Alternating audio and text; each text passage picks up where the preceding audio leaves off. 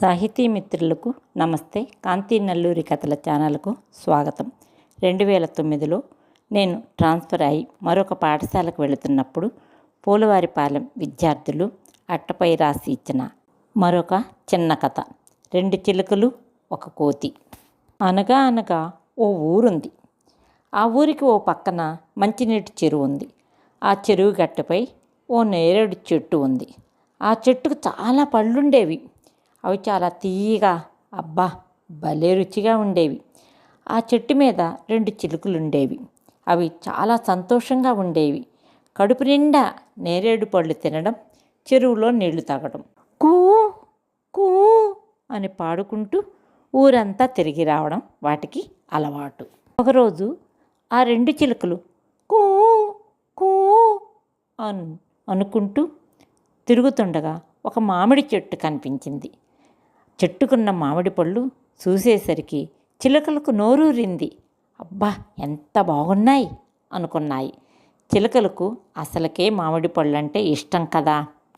అవి చెట్టు మీద వాలిపోయి పళ్ళు తినసాగాయి.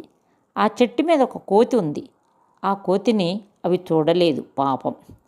తన చెట్టు మీదన్న పళ్ళు చిలుకలు తినటం చూసి కోతికి బాగా కోపం వచ్చింది.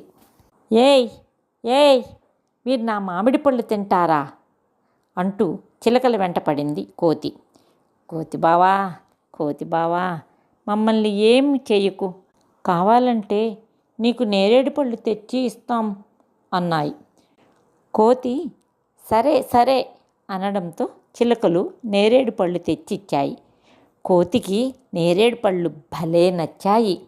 ఇష్టంగా తింది. అప్పటినుంచి కోతి చిలుకలు మంచి స్నేహితులయ్యాయి. చిలుకలు నేరేడు పళ్ళు తెచ్చి కోతి బావకిచ్చేవి.